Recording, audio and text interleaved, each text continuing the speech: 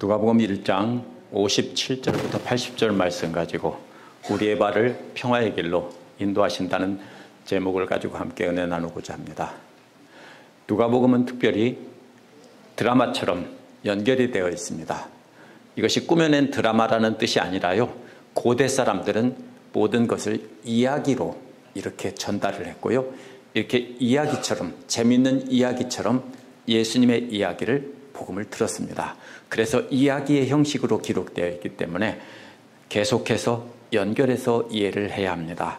이 앞에서는요, 사가랴와 엘리사벳도 하나님의 능력으로 임신했다는 천사의 말 듣고 마리아가 즉시 확인하러 떠나는 장면이었습니다. 마리아가 먼 길을 걸어서 엘리사벳 집에 들어가서 인사를 할 때 성령께서 엘리사벳에게 임해서 엘리사벳이 하나님의 뜻을 따라 뜻을 마리아에게 전하는 장면이 나왔습니다. 이를 들은 마리아도 화답하여 하나님을 찬양하는데 그 내용은 무엇인가 하면요, 하나님은 교만하여 스스로 높이는 자를, 또 하나님을 대적하는 자를 멸하신다고 했고, 반대로 마리아와 같이 비천한 자들을 높여서 하나님의 자비로 붙잡아 주신다는 내용이었습니다. 이어지는 말씀은 기한이 차서 엘리사벳이 아들을 낳았는데 사가랴와 엘리사벳이 서로 의사소통을 할 수 없었는데도 둘 다 이렇게 똑같은 요한이라는 이름을 하라고 했다고 해서 모두가 놀라는 장면이 나옵니다. 이어서 천사 예언대로 사가랴가 다시 말하게 되고 성령이 충만해져서 아기가 할 일을 예언하는 말씀이 나옵니다. 그리스도께서 어두운 곳에 앉아있던 사람들에게 빛을 비추셔서 그 발을 평화의 길로 인도하신다는 것입니다. 요한은 바로 그 길을 예비하고 구원을 얻는 지식을 백성들에게 가르쳐준다는 겁니다. 오늘 말씀에서도 강조되는 것은 모든 것이 다 하나님의 자비의 덕이고 하나님께서 자비로 보내주시는 그리스도께서 평화의 길로 인도해 주시는 덕이라는 것입니다. 57절에서 66절 말씀을 보면 요한의 탄생과 요한의 이름 짓는 이야기가 나옵니다. 엘리사벳은 해산할 때가 되었습니다. 그래서 아들을 낳았습니다. 이웃 사람들과 친척들은 주님께서 큰 자비를 엘리사벳에게 베푸셨다는 소식을 들었습니다. 큰 자비를 베푸셨다는 말은 원어에서는 그 자비를 크게 하셨다는 겁니다. 그래서 구약에서 이 말은요, 창세기 12장 2절에서 하나님께서 아브라함을 크게 하셨다고 할 때 썼고요, 창세기 19장에서는 하나님께서 천사를 보내서 롯에게 큰 은혜를 베풀었다고 할 때도 역시 큰 자비를 크게 하셨다고 했습니다. 시편 18편에서도 하나님께서 구원을 크게 하셨다고 할 때 썼습니다. 그래서 이 말은 무슨 뜻이냐면요, 자비를 크게 했다는 말은 엘리사벳에게 하나님께서 자비를 아주 크게 나타내셨다는 뜻입니다.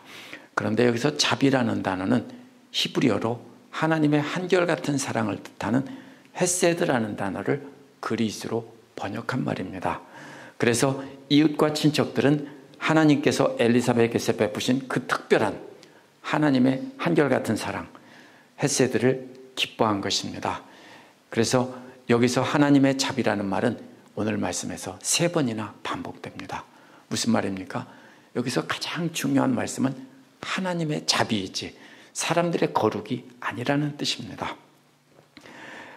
자격 없는 사가랴와 엘리사벳에게 하나님께서 한결같은 사랑을 베푼 것이라며 함께 기뻐한 것입니다.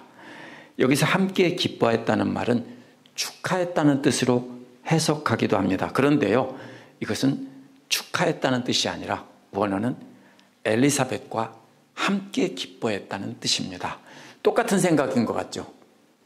축하했다는 말과 함께 기뻐했다는 말은 조금 다릅니다. 만약 축하한다는 뜻으로 해석한다면 옆에서 구경하는 사람이 이웃의 일에 대해서 참 잘했다, 축하한다라고 말하는 뜻이 됩니다. 그러나 함께 기뻐한다는 말은 자기 일처럼 생각하고 함께 기뻐한다는 뜻입니다. 고린도전서 12장 26절에서요, 그리스도의 몸으로 비유하며 함께 고통받고 함께 즐거워한다고 할 때도 이 말을 썼습니다. 한 몸이기 때문에 몸이 좋으면 함께 기뻐하는 거죠. 몸이 아프면 함께 아픈 거죠. 바로 그런 뜻입니다. 고대 이웃과 친척들은 오늘날 우리가 생각하는 이웃과 친척과는 많이 다릅니다. 오늘날은 뭡니까? 가까운 이웃이 먼 사촌보다 가깝다 이렇게 말하고 이웃은 어디까지나 거리가 있다라고 생각합니다. 그런데 고대에는요, 한 몸처럼 생각했습니다. 이웃과 친척들을 중심으로 살아갔습니다. 그렇기 때문에 자격 없는 사람들에게 주신 하나님의 자비라는 걸 깨닫고 모두가 자기 일처럼 기뻐했다라는 뜻입니다.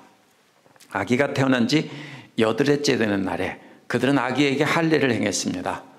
바울도 태어난 지 8일 만에 할례를 받았다고 자랑을 했습니다. 그렇기 때문에 이것은 유대인들의 관습입니다. 신실한 유대인들은 아기가 태어난 지 8일 만에 할례를 주고 할례를 행할 때 이름을 지어주는 것이 관습이었습니다. 그래서 아브라함과 사라도 바로 아브라함에게 할례를 주면서 아브라함이 아니고 아브라함이라고 하라고 이름을 새로 지어준 것도 바로 이런 것입니다. 그래서 이웃과 친척들이 그 아버지의 이름을 따라서 사가랴라고 했습니다. 근데 보통은 할아버지의 이름을 따서 짓습니다. 왜냐하면 사람을 부를 때는 누구의 아들이라고 부르기 때문에 이름이 같으면 혼동이 되죠. 그래서 할아버지의 이름을 따서 이름을 지었습니다. 우리는 한국 사람과 서양 사람들이 조금 다릅니다. 한국 사람은 같은 성이 많고 first name은 다 다릅니다. 근데 서양 사람들은 first name은 거의 같은 사람이 많고 last name은 다 제각기입니다. 근데 고대에는요, 대부분 last name이 없었거나 중요하지 않습니다. 뭐가 중요합니까? 바로 각자에게 주어진 이름이 중요한데 그 이름은 무엇을 나타냅니까? 대부분 그 가족의 정체성을 나타내는 경우가 많았습니다. 그래서 가족의 이름을 지어주는 경우가 흔했습니다. 그런데 여기서 왜 갑자기 할아버지 이름을 짓지 않고 아버지 이름을 지었느냐? 아마 사가랴가 이미 할아버지였습니다. 그리고 아이의 할아버지는 오래전에 돌아가셨을 겁니다. 그랬기 때문에 사실은 살아있으면 할아버지가 살아있고 아버지가 살아있을 때 할아버지 이름을 따서 지어줬는데 사가랴는 이미 할아버지였기 때문에 사가랴 이름을 지었을 것입니다. 사가랴가 늙어서 노쇠했기 때문에 그렇게 할아버지 같다는 뜻으로 사가랴 이름을 짓자고 했던 것입니다. 그런데 사가랴의 연에 엘리사벳이 끼어듭니다. 엘리사벳이 아니라면서 그 이름을 요한이라 한다고 해야 된다고 했습니다. 근데 보통 아이의 이름은 누구하고 상의해서 짓습니까? 아버지하고 상의해서 짓는데 사가랴와 의사소통이 어렵기 때문에 이웃과 친척들은 아이의 어머니인 엘리사벳과 상의를 했을 것입니다. 그런데 엘리사벳이 어떻게 알았을까요? 요한이라는 말은 천사가 사가랴에게 알려준 말입니다. 그런데 엘리사벳은 어떻게 알았을까요? 그래서 현대 학자들은 아마 사가랴가 엘리사벳에게 종이에 써줬을 것이다. 천만의 만만의 공덕입니다.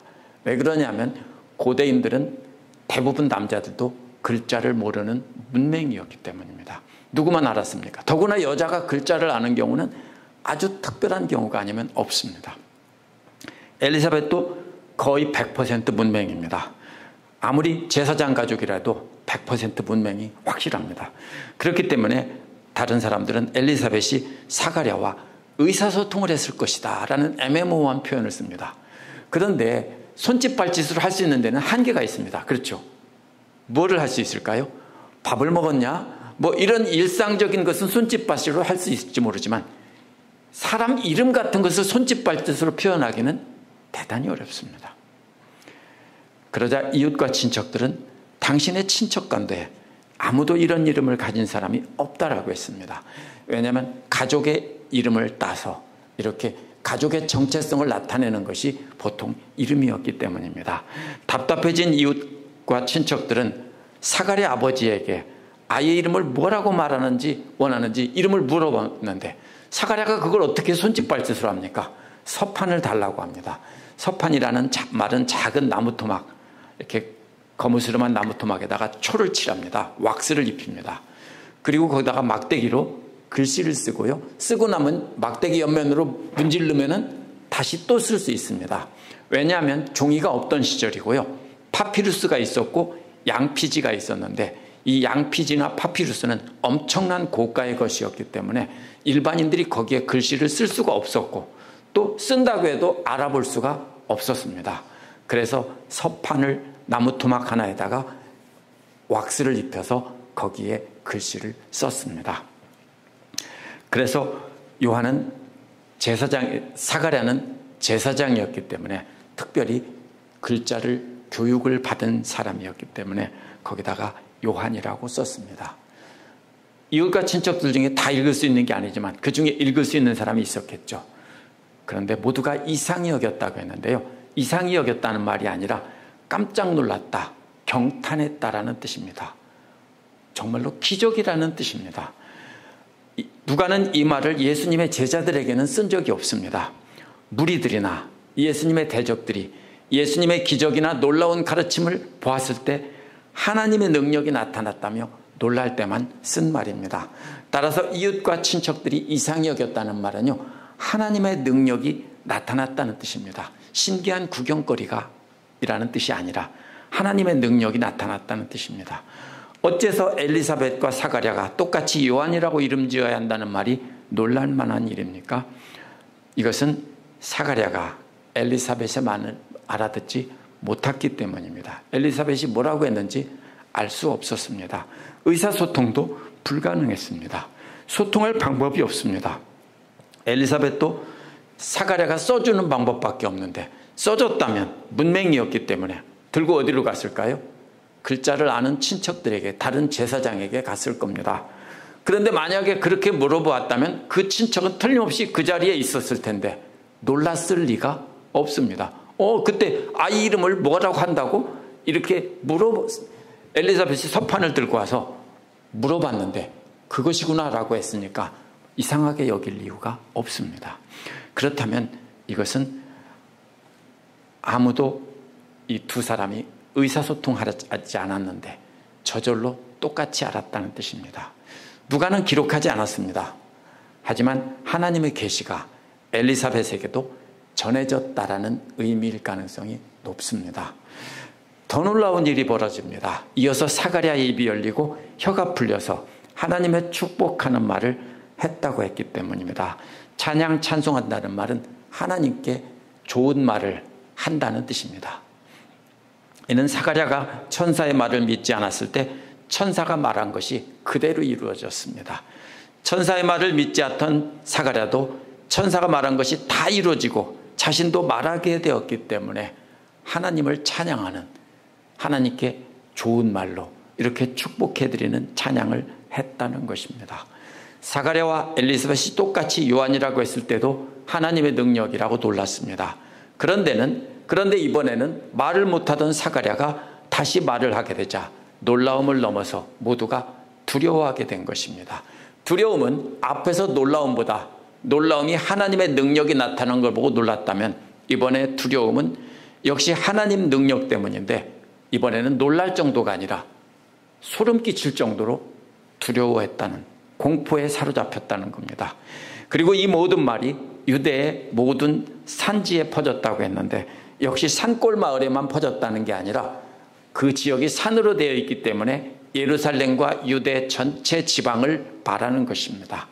이 말을 들은 사람들은 모두 자신들이 들은 것을 마음에 담아두었습니다. 마음에 담아두었다는 말은요, 들은 이야기를 기억하고 어떻게 될지 지켜보았다는 뜻입니다.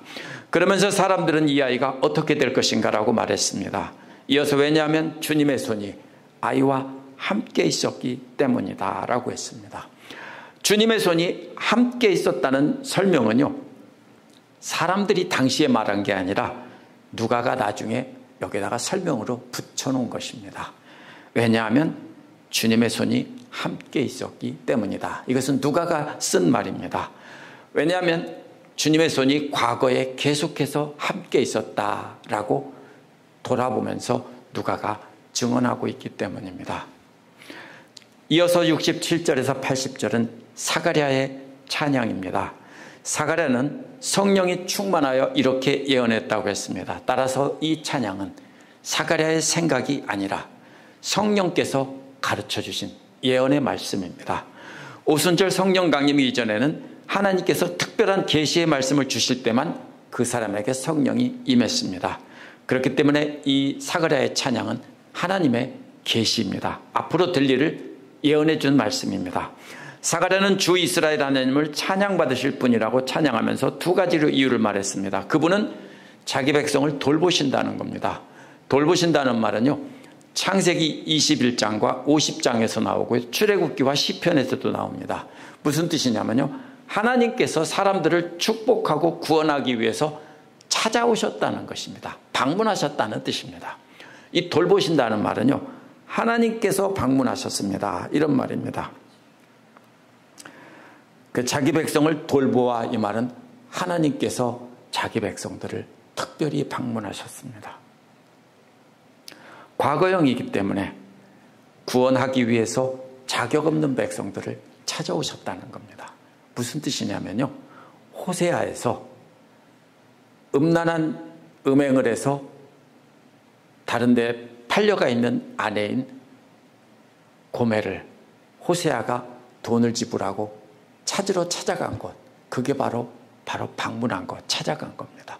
바로 하나님께서 그런 백성들을 이렇게 찾아오셨다라고 이렇게 말씀하시는 겁니다. 두 번째 이유는 속량했다는 말인데요, 찾아오면 그 다음에 뭡니까? 값을 지불해야 되죠. 값을 지불하고 사야 됩니다.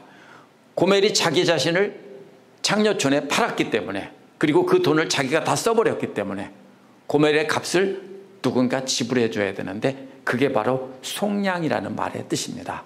그래서 하나님께서 그의 백성들의 값을 지불하고 다시 사셔서 자유의 몸으로 풀어주신다는 것입니다. 죄의 노예가 된 사람을 값을 지불하고 해방하셔서 해방시키는 일을 이 누가복음을 기록할 시점에는 이미 다 행하셨다는 것입니다. 그 일을 이미 시작하신 것이 바로 요한의 탄생이고, 그 백성들을 버리고 떠나셨던 하나님께서 다시 찾아오셨다는 겁니다. 그 백성들의 값을 지불하고 사셨다는 겁니다. 호세아에서 호세아 선지자가 음란한 아내의 값을 지불하고 다시 아내로 데려와 세우는 모습과 똑같은 장면입니다. 어떻게 그 구원의 일을 시작하셨는가 하면요, 우리를 위해 구원의 뿔을 일으키셨다고 했습니다. 뿔이란 아주 싸우는 동물의 강력한 힘을 나타내는 말입니다. 다윗의 집에 그 구원의 뿔을 일으켰다라고 했는데요, 이것을 예로부터 자기의 거룩한 자들의 입을 통해서 말씀하셨다고 했습니다. 거룩한 자의 입을 통해서라는 말은 사도행전에서 누가만 6번 사용한 말이고요, 누가만에 쓴 말인데요, 이것이 하나님의 예언을 나타내는 말입니다. 구약의 예언자들을 통해서 그렇게 말씀을 오래전부터 해오셨다는 겁니다. 구약에 보면 다윗의 가문에서 구원의 뿔을 일으킨다는 말이 여러 번 나옵니다. 그렇게 하나님께서 다윗의 집에 일으키신 구원의 뿔로 원수들을 구원하신다는 겁니다. 우리를 미워하는 자들의 손이란 그 원수들 대적이라는 말을 다시 쉬운 말로 설명한 것입니다. 강력한 뿔로 들이받아서 원수들을 흩으시고 쫓으신 뒤에 원수들 손에 잡혀있던 그의 백성들을 구해주신다는 겁니다. 이렇게 하나님께서 구원의 뿔을 일으키셔서 그 백성을 구원하신 것은 그 백성들이 잘했거나 사랑스러워서가 아닙니다. 뭐라고 했냐면요, 하나님께서 그의 조상들과 함께 자비를 행하셨다고 했기 때문입니다. 여기서 자비라는 말이 두 번째 나오는데, 이것은 호세아가 음란한 고멜을 용서하고 그 값을 지불해서 데려온 것과 같은 한결같은 사랑, 헤세드를 말합니다. 고멜이 집을 나가면 또 사오고, 또 나가면 또 사오고, 또 나가면 또 사오고, 이것을 호세아를 계속 반복했습니다. 그거를 통해서 하나님의 그 백성을 사랑하는 것을 예언으로 몸으로 보여줬던 겁니다. 여기서 말하는 것이 바로 자비 때문입니다. 잘해서가 아니라 하나님께서 자격 없는 자들을 계속해서 용서하시고 또 용서하셔서 바로 그 사랑을 베푸셨다는 겁니다. 아무 자격도 없고 오히려 그 음란하게 우상 숭배했던 자기 조상들에게 했었던 그 자비를 행하셨다는 겁니다. 그의 조상들이 잘해서가 아닙니다. 그의 거룩한 언약을 기억했기 때문입니다. 그 언약은 73절에 보면 우리 조상 아브라함에게 맹세하신 그 맹세 때문이라고 했습니다. 언약이라는 말과 맹세라는 말은 다른 말이지만 결국 같은 것을 가리키는 말입니다. 하나님께서 아브라함과 맺은 언약을 기억하셨습니다. 그래서 음란한 고멜과 같은 자기 조상들에게 자비를 베푸셨다는 겁니다. 하나님께서 그렇게 원수의 손에서 건져내신 것은 두려움 없이 하나님을 섬기게 하려는 것이라고 했습니다. 여기서 섬긴다는 말은 사가랴와 같이 제사장으로서 직무를 행한다는 뜻입니다. 그 직무는 거룩함과 의로움 안에서 해야 합니다. 그래서 이 거룩함과 의로움이라는 두 단어는요, 하나님과 인간들을 향한 것입니다. 거룩함은 누굽니까? 하나님을 향한 것이고, 그 다음에 의로움이란 인간들을 향한 것입니다.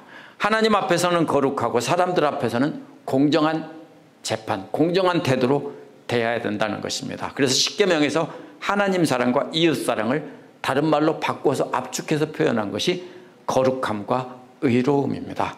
제사장은 그렇게 하나님 앞에서는 거룩하고 사람들 앞에서는 공정하게 의로운 재판을 해야 하는 것입니다. 그런데 본래 제사장의 직무는 정해진 기간만 하는 것입니다. 평생 한 번 돌아올까 말까입니다. 그런데 여기서는 평생토록 그렇게 하도록 하셨다는 것입니다. 이제 사가랴는 자기 아들인 요한에게 말합니다. 바로 그 일을 위해서 너 요한은 지극히 높으신 분의 예언자로 불리게 되었다는 겁니다. 지극히 높으신 분이라는 말은 본래 구약에서 하나님을 가리키는 말입니다. 하나님께만 쓴 말인데 여기서는 예수 그리스도께 썼습니다. 바로 이어서 그 주님 앞에서 주님의 길을 예비한다고 했기 때문에 주님이란 예수 그리스도를 말합니다. 즉 무슨 뜻입니까? 예수 그리스도가 곧 하나님인데 네가 그 거룩하신 하나님이 이 땅에 오실 그 길을 준비할 일을 맡았다는 것입니다. 요한은 하나님과 동등한 주님의 이신 그리스도의 길을 예비하는 예언자로 부름을 받았습니다. 그래서 그 목적이 뭡니까? 77절에 보면 요한이 부름받은 목적은 그리스도의 길을 예비하는 예언자로 부름받았는데 그것은 백성들에게 구원을 얻는 지식을 주는 임무를 맡은 것입니다. 회개하라. 천국이 가까웠느니라. 내 뒤에 오시는 분을 믿어야만 구원을 받는다. 이것이 구원을 얻는 지식입니다. 그래서 하나님 말씀을 구약 성경에서 계속 반복되는 회개하라는 하나님 말씀을 선포하는 역할을 맡았습니다. 그러나 이러한 구원을 얻는 지식을 그 백성에게 주신 것은 하나님의 자비로운 심정에서 온 것입니다. 여기서 또다시 하나님의 자비 헤세드가 또 나옵니다. 이것은요, 여기서 자비로운 심정에서 왔다는 말은 긍휼로 인함이라고 개역에서는 번역됐는데요, 우리 하나님의 자비의 창자로부터 오는 한결같은 사랑이다, 이런 뜻입니다. 창자가 뭡니까? 아주 가슴 아픈 일을 보면 우리는 어디가 아픕니까? 가슴이 아픈 게 아니라 속이 쓰리죠. 그렇죠? 속이 쓰립니다. 왜 그러냐면 위에서 산이 나와서 속이 쓰린 겁니다. 근데 이 창자와 위 전체를 뭐라고 말합니까? 고대 히브리 사람들은 우리의 감정이 자리 잡는 곳이다. 그래서 하나님의 감정이 창자에서 통해서 하나님의 그 헤세드의 사랑을 온다라고 말하고 있습니다. 그래서 하나님께서 창자가 끊어지듯 아파하며 불쌍히 여기는 마음으로 한결같은 사랑을 베푸셨다는 겁니다. 절대로 그 백성이 의로워서가 아니라는 것입니다. 바로 하나님의 자비의 창자를 통해서 오는 구원을 얻는 지식은 높은 곳에서 떠올라서 우리를 찾아온다라고 했습니다. 제가 원어를 그대로 직역했습니다. 새 번역이나 개역에서 해로 번역한 말은 사실은 해라는 말은 없습니다. 해가 뜨는 동쪽이라는 뜻입니다. 동쪽에서 떠올랐기 때문에 해라고 한 겁니다. 원어는 개역처럼 위로부터 떠올랐다라고 했습니다. 근데 문제는요, 해가 동쪽 하늘에 높은 위로부터 떠오르지 않습니다. 어디서 떠오릅니까? 땅에서부터 떠오르죠. 근데 여기서는 무슨 말이냐면요, 높은 곳으로부터 이렇게 왔다는 뜻입니다. 그 말이 안 되죠. 그래서 새 번역은 은혜의 해를 하늘 높이 뜨게 하셨다라고 바꿔서 번역한 겁니다. 근데 둘 다 원어의 의미를 살린 게 아닙니다. 해가 어디서 왔어요? 높은 하나님이 계신 하늘, 이것은 우주 공간을 말하는 게 아니라 하나님이 계신 하늘로부터 해와 같은 빛이 이렇게 떠올랐다라는 뜻입니다. 그렇기 때문에 어떻게 해가 지평선에서 떠오르지 않고 높은 하늘에서 떠오르냐? 그러니까 이것은 해가 아니라 별일 것이라고 해석합니다. 무슨 별이요? 금성, 비너스. 영어로는 비너스라고 하는 해가 뜨는 새벽에 동쪽 하늘에 아주 밝게 빛나는 별이 있습니다. 그 별일 것이다. 왜냐하면 민수기 24장 17절에서도 한 별이 야곱에서 나타나며 이 말을 가지고 동쪽에서 떠오른다는 말이 별을 뜻한다라고, 특별히 새벽별을 뜻한다고 하고, 이 모닝스타를 예수 그리스도를 가리키는 말이기 때문에 그렇게 해석합니다. 그럴듯합니다. 저도 그렇게 생각할 수 있다고 생각했습니다. 그런데 대다수는요, 말라기 4장 2절을 근거로 해라고 해석합니다. 말라기 4장 2절에 보면 내 이름을 경외하는 너희에게는 의로운 해가 떠올라서 치료하는 광선을 바란다고 했는데, 보통 해와 달리 하늘 높에서 높은 곳에서 떠오르는 것이기에 해인지 달인지 별인지 알 수 없습니다. 그렇다면 다음 문맥을 보면 확실히 알 수 있습니다. 동쪽 하늘로부터 높이 떠오르는 것이 79절에 보면 뭐라고 했습니까? 어둠 속과 죽음의 그늘에 앉아있는 사람들에게 빛을 비추게 하려는 것이라고 했습니다. 만약 별이라면 캄캄한 어둠과 죽음의 그늘에 앉아있는 사람들에게 방향은 알려줄 수 있습니다. 그렇죠? 그러나 금성이 아무리 밝아도 발밑에 길을 밝혀주지는 못합니다. 그렇죠? 손전등이 없던 시절에 발밑을 밝힐 수가 없습니다. 우리가 밤에 다닐 수 있는 것은 조금이라도 달빛 같은 것이 있었기 때문에 다닌 것이죠. 어릴 적에. 그런데 고대에 빛이 전혀 없다면 방법은 하나밖에 없습니다. 그냥 앉아서 밝아지기까지 기다리는 것이 최선입니다. 그래서 이 사람들이 사망의 그늘에 앉아 어둠 속에서 이렇게 그늘에 앉아 있었다라고 한 겁니다. 하나님을 알지 못하고 이렇게 사망의 그늘 가운데 살던 백성들을 이렇게 칠흑 같은 어둠 속에서 앉아있던 사람들이라고 한 겁니다. 근데 동쪽에서 샛별이라고 한다면 방향은 알려주지만 길을 알려주지는 못합니다. 이어서 나오는 말이 우리의 발을 평화의 길로 인도한다는 것입니다. 그렇다면 높은 곳에서 떠오른 빛은 금성이 아니라 해를 비유로 말한 것입니다. 캄캄한 밤과 같은 세상이 예수님 오시기 전의 세상입니다. 그 해는 세상의 가장 높은 곳, 하나님이 계신 곳으로부터 오는 그 밝은 빛입니다. 그 빛은 하나님이시고 예수 그리스도를 나타냅니다. 그 해는 땅에서 떠오르는 빛이 아니라 하늘로부터 하나님으로부터 와서 세상을 비추면 비로소 어둠 속에 앉아있기만 하던 사람들이 일어나서 길이 보이니까 길을 걸어가는 겁니다. 그 길은 바로 하나님과 원수되었던 사람들이 하나님과 화해하고 하나님의 자녀가 되는 평화의 길입니다. 이제 사가랴의 성령 충만한 예언은 끝이 났습니다. 이러한 예언을 사가랴가 머릿속으로 생각해서 지었다고 말할 수 없습니다. 이것은 성령께서 앞으로 일어날 일을 가르쳐 주신 겁니다. 이제 80절에서 그 아이가 자라나서 심령이 강해졌다라고 했습니다. 아이는 이스라엘 앞에 나타날 때까지 광야에 있었다라고 했습니다. 광야란 사막이라는 뜻인데요, 반드시 사막을 뜻하는 건 아닙니다. 인적이 드문 외딴 곳이라는 뜻입니다. 예수님께서 기도하실 때 광야에 나갔다는 것도 실제로 사막에 나갔다는 게 아니라 사람들이 드문 인적이 없는 곳으로 나갔다는 뜻입니다. 그렇기 때문에 이 말은 아이가 공식적으로 예수 그리스도의 길을 예비하는 역할을 임명받기 전에는 외딴 곳에 있어서 사람들이 전혀 알지 못했다는 뜻입니다. 근데 문제가 생기기 시작했습니다. 이 구절에 19세기에 쿰란 공동체에서 많은 문서들이 발견됐습니다. 예수님 오시기 전에 쿰란 공동체에 있던 바로 그 에스네파들의 문서들이 발견되기 시작했는데요.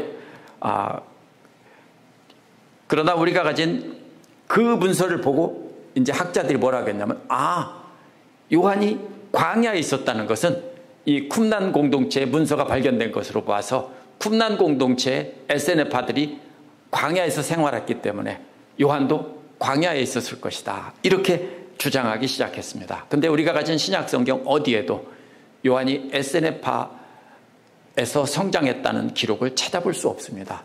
유대교 문서들이나 어떤 문서들에도 없습니다. 그런데 쿰란 공동체에서는요, 고아들을 입양해서 말씀으로 훈련시키는 일이 있었습니다. 요한의 부모는 틀림없이 일찍 죽었을 겁니다. 왜냐하면 할아버지 할머니들이 낳았기 때문에 오래 살지 못하고 일찍 죽었고 아이는 누군가에 맡겨져서 자랐을 것입니다. 그래서 쿰란 공동체에서 자랐을 것이라고 합니다. 하지만 가능성은 있지만 그것을 꼭 그렇다라고 말할 수는 없습니다. 초점은 무슨 뜻입니까? 요한이 공식적으로 이스라엘 백성들 앞에 나타나기 전에 광야에서 살았다는 말은 사람들에게 전혀 알려지지 않았다는 뜻입니다. 우리가 거기까지만 이해하면 되고요. 저도 SNF에서 훈련받고 성장했을지도 모른다라는 생각도 많이 합니다. 그러나 확실하지는 않습니다.